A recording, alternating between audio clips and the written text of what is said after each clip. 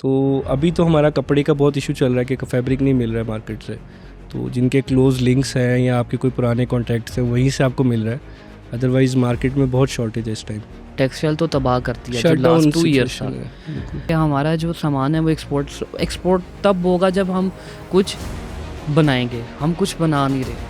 फिर एक जो इंपोर्ट बैन लग गया ना, उससे प्रॉब्लम ये हुई कि कोई इंपोर्ट चीज़ें नहीं हो रही थी, मशीनरी कोई ख़राब हो गई, उसके पार्ट्स नहीं इंपोर्ट हो रहे। अगर आप चले जाएं 2 साल पहले, स्टेबल गवर्नमेंट चल रही थी, आपकी 6.5% की ग्रोथ जा रही थी, और वो सिर्फ टेक्सटाइल से ही आपकी 8 to 10% ग्रोथ आ रही थी उसमें। स्टेबिलिटी जितनी ज़्यादा है, अभी तो कुछ पता नहीं है, आज अगर आपको 10 रुपये भी चीज़ मिल रही, कल हो सकता है आपको 50 पे भी नहीं मिल रही होती। तो इंस्टेबिलिटी इतनी ज़्यादा है कि वो आप उस पर कुछ ना प्राइसिंग अपनी फिक्स कर सकते हैं। बाहर के ब्रांड्स में मिल रहे हैं वही डिज़ाइन, वही क्लोथिंग, वही फैब्रिक, हम आपको बहुत अफोर्डेबल प्राइसेस में लोगों को दे रहे हैं। एग्जैक्टली।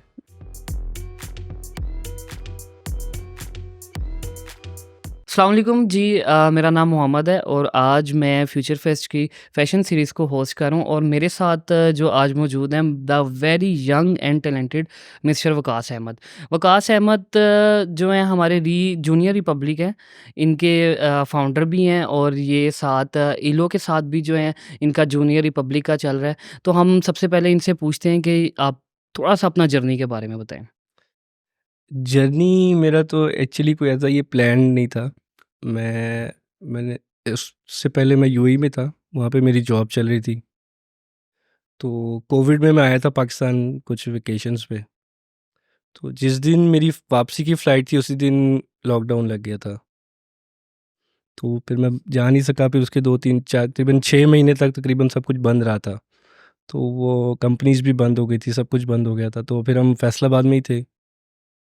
तो उसमें फिर क्लोथिंग में हमने शुरू किया था काम, उसमें मैं थोड़ा नज़र आया था क्योंकि मेरे खुद 3 बच्चे हैं। तो हमें प्रॉब्लम हो रही थी बच्चों की क्लोथिंग, या तो बहुत एक्सपेंसिव मिल रही थी जैसे मिनी माइनर्स या बड़े ब्रांड्स पे, और छोटी मार्केट्स में आप जाएँ तो वो कपड़े इतने अच्छे नहीं थे कि यार हम अपने बच्चों के लिए लें या पहनाएँ उनको। तो एक बहुत बड़ा गैप था उसके अंदर। तो फैसलाबाद में तो काम ही टोटल कपड़े का है वहाँ पर। हुँ। तो उसकी एक बहुत बड़ी अपॉर्च्युनिटी थी उसमें। उसमें फिर हमने एक्सपोर्ट लेफ्टओवर फैब्रिक वहाँ पर तलाश किया, वो बहुत सस्ता मिल जाता है। उससे फिर हमने किड्स क्लोथिंग बनाना शुरू की। तो पहले तो अपने बच्चों के लिए ही बनाई थी, तो लेकिन वो इतना उसकी डिमांड आहिस्ता-आहिस्ता लोग और बाकी लोग भी माँगने लगे, तो वो एक काफ़ी बड़ा सेटअप उस पे बन गया हमारा।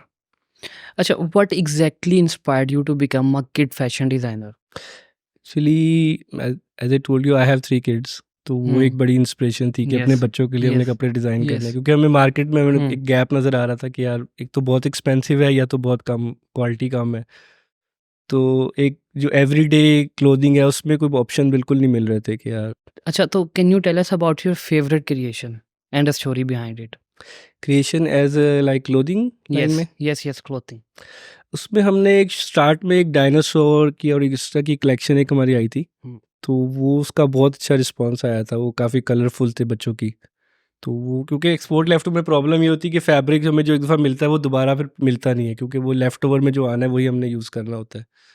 तो उसकी बहुत ज़्यादा डिमांड अभी भी लोग मांग रहे होते हैं, लेकिन वो मोस्टली डिज़ाइंस नहीं मिलते दोबारा। अच्छा, देखा जाए तो जैसे फैशन इवॉल्व हो रहा होता है तो हमारे जो किड क्लॉथिंग है वो भी सबसे ज़्यादा इफ़ेक्ट होती है।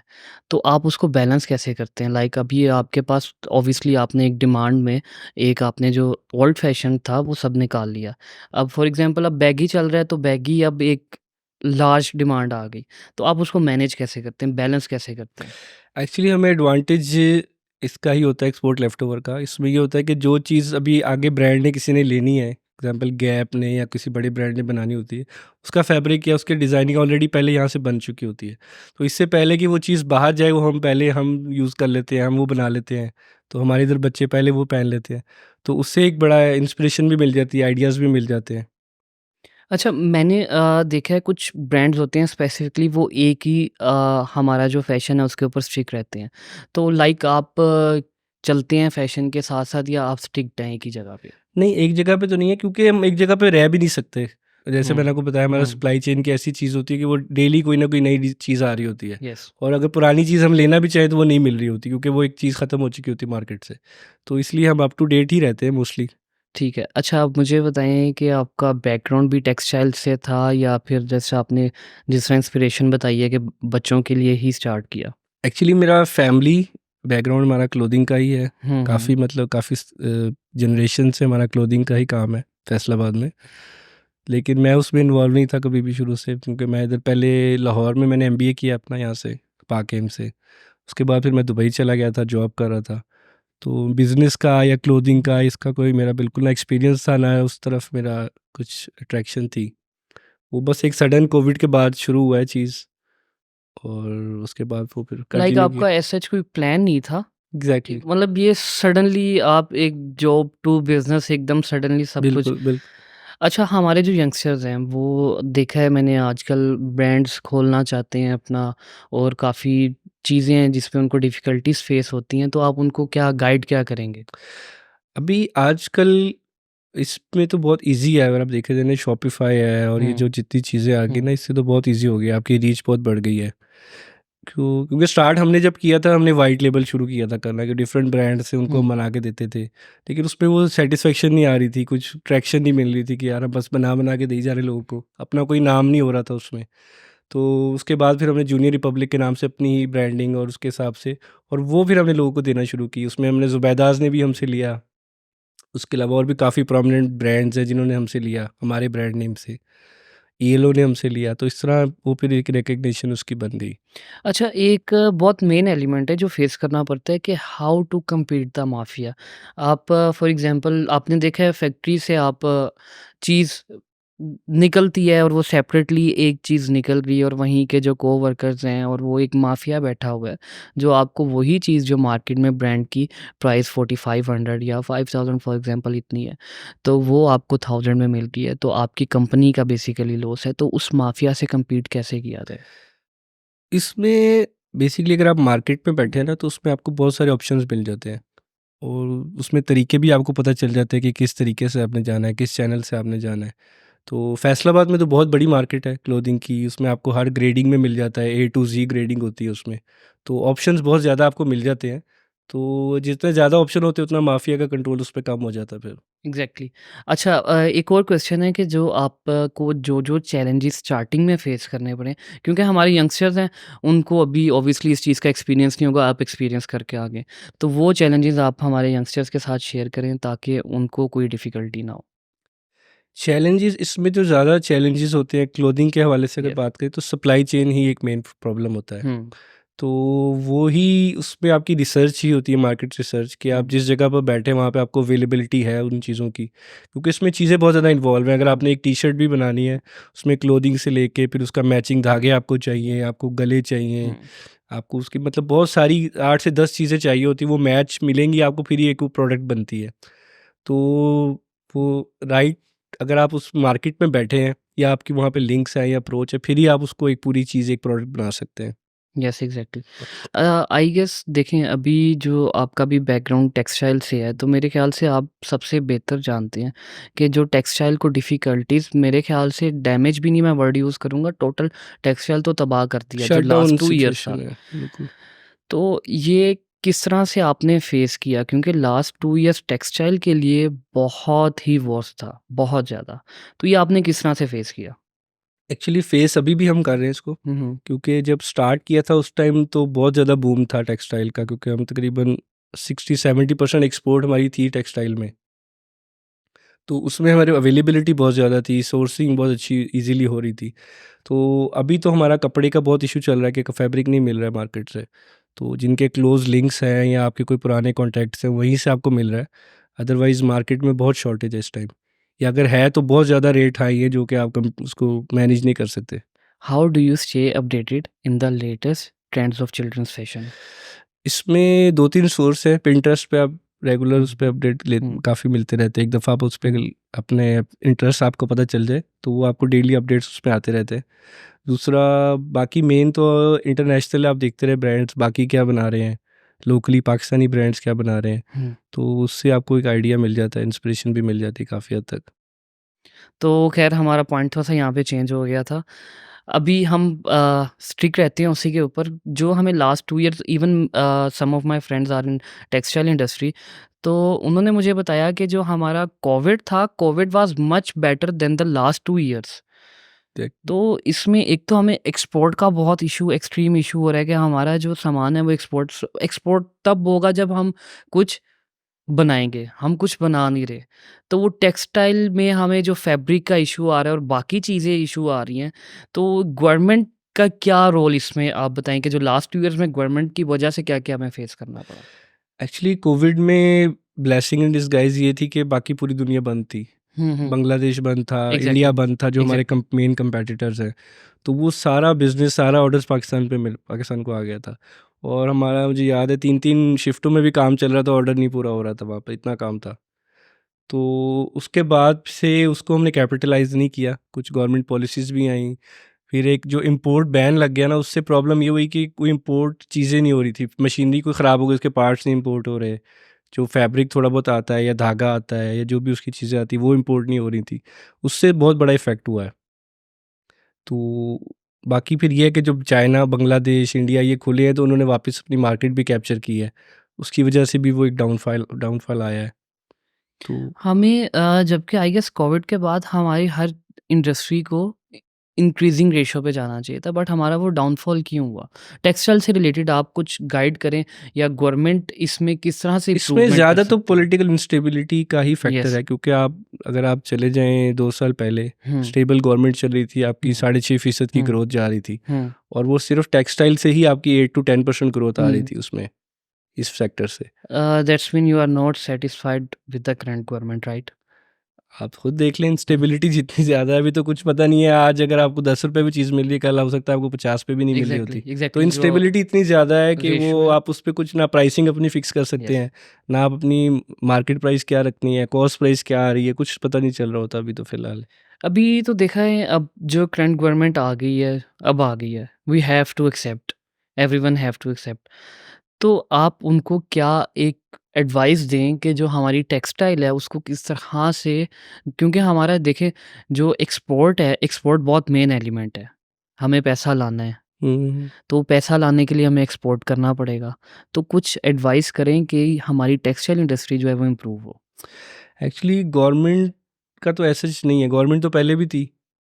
असल मसला इंस्टेबिलिटी का है। तो इंस्टेबिलिटी तो ये जब तक रहेगी, जब तक ये पॉलिटिकल क्राइसिस आपका ख़त्म नहीं होता। क्योंकि अभी जो मैंडेट के इशू हैं, ये फॉर्म 45, फॉर्म 47, सबको पता है क्या हो रहा है, क्या नहीं हो रहा है। तो ये तो इंस्टेबिलिटी रहनी है जब तक हुँ। ये सेटल नहीं होती चीज़ें। आई गेस पाकिस्तान में तो ये शुरू से होता आ रहा है। जो लास्ट हमारा था, जो भी इलेक्शंस हुए उसमें भी हुआ, उससे रिसेंट इलेक्शन में भी यही हुआ। तो आई गेस जो भी पॉलिटिकल इश्यूज़ हैं उनको पॉलिटिकल ही रहना चाहिए। हमारी जो टेक्सटाइल इंडस्ट्री या दूसरी इंडस्ट्रीज़ हैं, फैशन इंडस्ट्री हैं, बाकी मीडिया इंडस्ट्री हैं, उसको इफ़ेक्ट नहीं होना चाहिए। बस ये थ्योरी थ्योरी के तौर पे कहना तो ईज़ी होता हुँ, है, बट लेकिन ऑन ग्राउंड जब आप जाते हैं तो वो चीज़ें बहुत, क्योंकि अभी आप डॉलर रेट देखो, डबल हो गया हुआ है। एग्ज़ैक्टली। ठीक है, एनर्जी प्राइसेस आप देखो 3 से 4 गुना, 5 गुना तक बढ़ गई हुई हैं। तो ये चीज़ें जब तक रहेंगी तो फिर भी आपके, तब तक तो कुछ भी आप कर लें बेशक, ये चीज़ें तो ये 2 तो मेन यस। चीज़ें हैं आपकी ना। Okay, now back to Junior Republic, हम उस पे बात करते हैं। जूनियर रिपब्लिक की आपको एक मेन चीज़ बताएँ जो आपको सबसे मोस्ट फ़ेवरेट है आपकी? सबसे मेन चीज़ तो ये है कि हम एक एक्सपोर्ट क्वालिटी के डिज़ाइंस, एक्सपोर्ट के जो ब्रांड्स हुँ, आपको बाहर के ब्रांड्स में मिल हुँ, रहे हैं, वही डिज़ाइंस, वही क्लोथिंग, वही फैब्रिक हम आपको बहुत अफोर्डेबल प्राइसेस में लोगों को दे रहे हैं। एग्ज़ैक्टली। तो एक सबसे मेन तो हमारी यूएसपी यही है। अगेन फिर हम टेक्सटाइल की बात करते हैं, क्लॉथिंग की बात करते हैं, तो वो जो हमारा मार्जिन है, वो रेशियो जो है वो बहुत इंक्रीज़ हो गया। आप इसको मैनेज कैसे करते हैं? क्योंकि आपको एक प्राइस रेशियो मैनेज करना होता है। अब देखा जाए तो प्रिंटिंग जो है, हमारी प्रिंटिंग बहुत, बहुत ज़्यादा ऊपर चली गई है, बहुत एक्सपेंसिव हो गई है। इवन आप जो लेफ्ट ओवर फैब्रिक उठा रहे हैं, वो भी बहुत एक्सपेंसिव हो चुका हुआ है। बिल्कुल। तो इसको आप मैनेज किस तरह करते हैं? और हमारे जो न्यू आर्टिस्ट हैं, न्यू फैशन डिज़ाइनर्स हैं, जो दोस्त हमारे यंगस्टर्स जो हैं, अपना ब्रांड ओपन करना चाह रहे हैं, तो उनको क्या गाइड करेंगे कि ये जो हमारे एक्सपेंसेस हैं, इसको कैसे हम मीट करें? सबसे जो मेन अभी कॉस्ट हमें जो पड़ रही है, वो एनर्जी कॉस्ट की वजह से हुँ, पड़ रही है। तो हुँ, वो आपने देखते हैं कैसे आपने मिनिमाइज़ करना है उसको। क्योंकि मेन जो आपकी कॉस्ट लग रही होती है, हर तरह से वो वहीं पे लग रही होती है। और वो फ्लक्चुएट भी काफ़ी कर रही होती है, तो वो आप उसको मतलब मैनेज भी नहीं कर सकते बहुत ईज़िली। तो उसको मिनिमाइज़ करना है।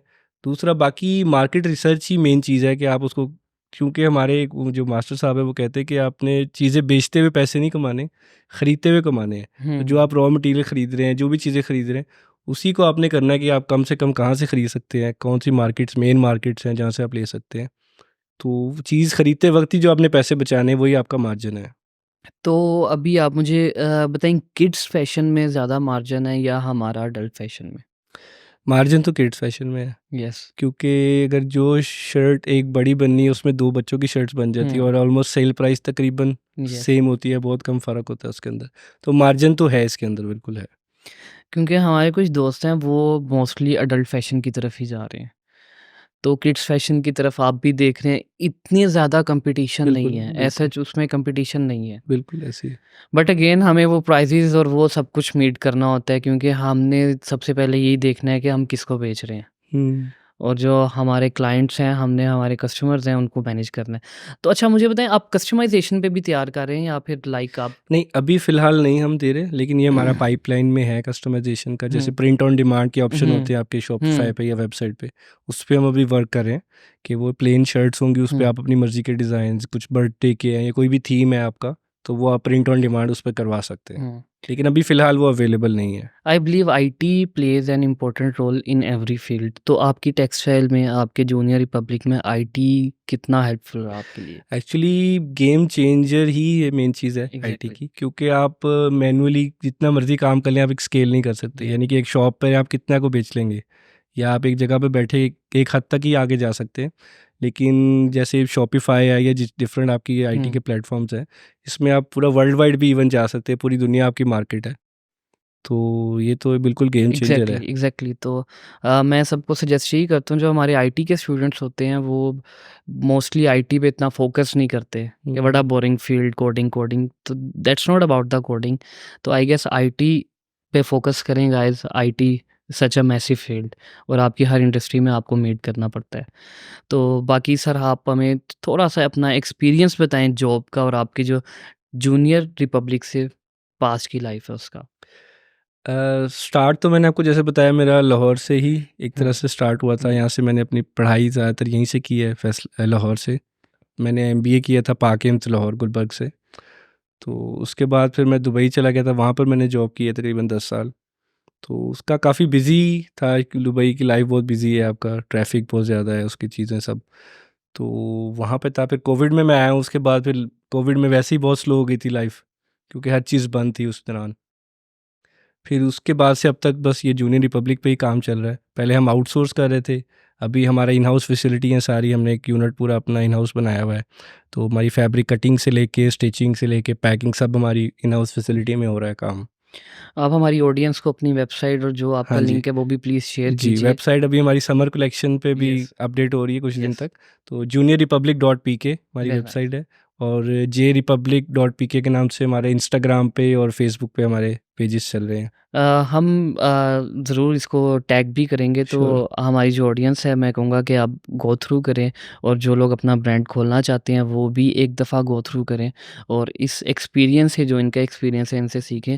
एज़ सच आपका जिस तरह आपने बताया कि कोई भी प्लान नहीं था जॉब टू जी, बिज़नेस कन्वर्ट होने का बिल्कुल, और आपको अपना फ़ैशन खोलने का तो ज़ाहिर-सी बात है हर काम में अल्लाह ने कुछ ना कुछ सोचा होता है और बिल्कुल, वो बिल्कुल। इंसान के लिए बेहतर से भी बेहतरीन सोचा होता है। और अब तो तक हम तकरीबन 1000 से ज़्यादा डिफरेंट डिज़ाइन्स अब तक हम बना चुके हैं। माशाल्लाह मेरा वेरी ख़्याल नाइस। जो शायद कोई बड़े ब्रांड्स भी इतने डिज़ाइन नहीं इतनी जल्दी लाते होंगे।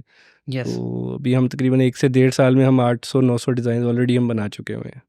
अच्छा मुझे प्रिंटिंग का थोड़ा-सा बता दें क्योंकि बहुत से लोग प्रिंटिंग पे जो डिफ़िकल्टीज़ उनको फ़ेस होती हैं, उसका थोड़ा-सा आप गाइड करेंगे वो प्रिंटिंग का प्रोसेस आप किस तरह मीट करते हैं? प्रिंटिंग का हम जिस तरीके से करते हैं, इसमें 2 तरीके होते हैं। एक तो हमें जो एक्सपोर्ट लेफ्ट ओवर फैब्रिक है वो हमें ऑलरेडी प्रिंट मिलता है मोस्टली। तो वो हम उसी प्रिंट फैब्रिक को ही यूज़ करते हैं, उसको कट करके अपने हिसाब से साइज़ेज़ बनाते हैं। और दूसरा जो प्लेन फैब्रिक होता है उस पे हम प्रिंट्स करवाते हैं, वो मार्केट में आपको ईज़िली मिल जाते हैं प्रिंट्स, तो स्क्रीन प्रिंट उसको कहते हैं। तो उसमें पहले आपकी कट होती है क्लोथिंग फ्रंट पे, फिर उसकी उस पे प्रिंट होता है जो भी आपने करवाना होता है। तो वो ईज़िली हो जाता है, वो इतना बड़ा इश्यू नहीं है वैसे आजकल। किड्स का तो एक सबसे मोस्ट बेनिफिट चीज़ ये है कि आप प्रिंटिंग साइड पे ज़्यादा रहते हैं, वो एम्ब्रॉयडरी और हाँ जी। वो सब चीज़ों से आप सेव बिल्कुल, रहते हैं, बिल्कुल। उसमें बस तो वो किड्स में थोड़े बहुत आपके कलरफुल डिज़ाइन्स हैं, यस, कार्टून प्रिंट्स हो जाएँ, कोई यस। डिफरेंट, बस ये ज़्यादा इसमें चलते हैं।